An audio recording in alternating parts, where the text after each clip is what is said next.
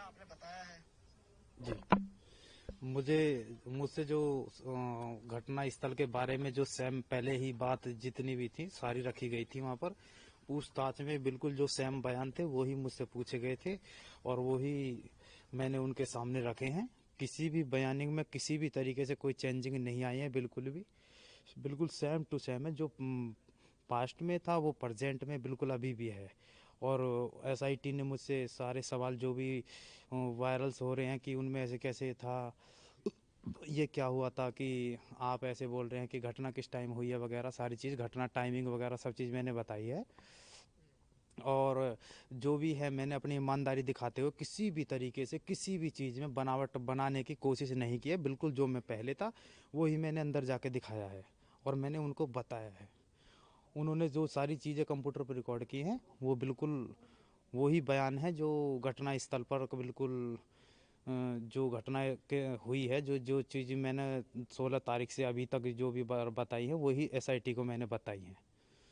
जी। मनिंदर, काफी समय लंबा आपके एसआईटी ने पूछताछ की आपसे। जी। जी। क्या क्या मुख्य सवाल आपसे किए? जी, मुख्य सवाल ये ही थे कि आप उधर क्या कर रहे थे, आप आपकी एप्लीकेशन किस टाइम चलती है, आपने बचाने की कोशिश की तो अंदर कितनी देर गए आप, अंदर जाने के बाद अंदर जाने के बाद क्या क्या हुआ है, और मतलब पानी के अंदर आप कितनी देर रुके। मैंने बोला जी 30 से 40 मिनट में अंदर रुका था।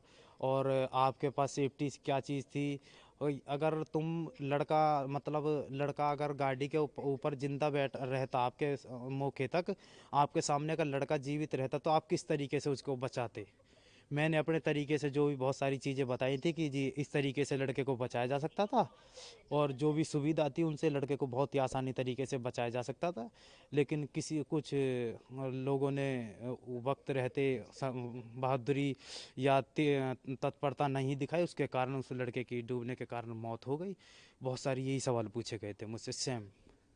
आप अकेले थे कि उस दौरान जो घटना हुई थी तब तमाम फोर्स थी, एसडीआरएफ, जी। एनडीआरएफ, फायर की जी। टीम, जी। तो जी। क्या उनको भी आपके सामने बैठकर पूछताछ की गई थी कि अकेले में पूछताछ की गई? और परिवार से भी क्या पूछताछ की गई है? एनडीआर जब मेरी पूछताछ चल रही थी उस टाइम एनडीआरएफ वाले भी थे और कुछ लोकल्स बंदे भी थे जो मुझसे पहले मौके पर मौजूद थे घटना स्थल पर। जी। और उसमें फायर ब्रिगेड वाले भी थे और एनडीआरएफ वाले भी थे। एसडीआरएफ जो एनडीआरएफ वो भी थे, मतलब सारे जितने भी ग्रुप हैं एनडीआरएफ एसडीआरएफ फायर ब्रिगेड। और जैसे कि मैं चशमदीद, तो मुझे सभी के सामने पूछताछ हुई थी। ऐसा नहीं है कि अकेले में की गई थी, सबके सामने की गई थी। अच्छा, आखिरी सवाल मेरा ये है कि जी। काफी से लंबा समय रहा पूछताछ का, अब आपसे क्या कुछ कह के उन्होंने क्या दोबारा बुलाने की बात कही है? दोबारा बुलाने की कोई भी हमसे बात नहीं की गई है। उन्होंने लास्ट टाइम मेरे पूरे बयान लेने के बाद बोला है कि मोनिंदर आप अब सुरक्षित अपने घर जा सकते हैं। और मुझे सरकारी गाड़ी से वहाँ सोएट सेक्टर 6 से यहाँ तक मुझे सरकारी गाड़ी से और बड़ी सुरक्षा के साथ मुझे मेरे घर छोड़ा गया है, बहुत ही प्यार के साथ, बहुत ही इज्जत के साथ। आपके परिवार के भी लोग बुलाए गए थे कि आपके साथ आए थे ये लोग? सर बुलाए नहीं गए थे, वो मुझे ही बुलाया गया था। बस मेरे पिताजी और मेरे भाई मेरे साथ ऐसे ही गए थे।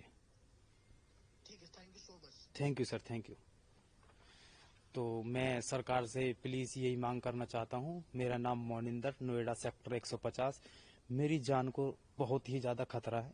मैं एक मिडिल क्लास बंदा, एक फ्लिपकार्ट चलाने वाला बंदा, एक सच्चाई बोलने के कारण अपने आप को बहुत ही डरा सहमा महसूस कर रहा हूँ। प्लीज़ मैं योगी जी आपसे रिक्वेस्ट करना चाहता हूँ, इस बच्चे पर ध्यान दीजिए प्लीज़। मैंने सिर्फ एक सच्चाई दिखाई है, मैंने कोई झूठ नहीं बोला है। मैंने सिर्फ एक इंसान की मदद की है इंसानियत के नाते। मैंने और कोई ऐसा कोई गलत अपराध नहीं किया है जिसके के कारण कि मैं दुबकता डोलूं, ऐसी कोई बात है। मैंने एक बहुत ही एक अपनी जगह अच्छा काम किया है। तो प्लीज मेरी सुरक्षा की, और मैं सुरक्षा की अपनी मांग करता हूं। मेरी जान को रियलिटी में बहुत ही ज्यादा खर्चा है, सॉरी खतरा है। और मेरी फैमिली भी बहुत ही ज्यादा डरी हुई है। मेरी माता ने 3 दिन से रोटी नहीं खाई है। प्लीज प्लीज, मैं एक मिडिल क्लास बंदा हूँ, मेरी हेल्प की जाए, मेरी सुरक्षा सुनिश्चित की जाए प्लीज। धन्यवाद।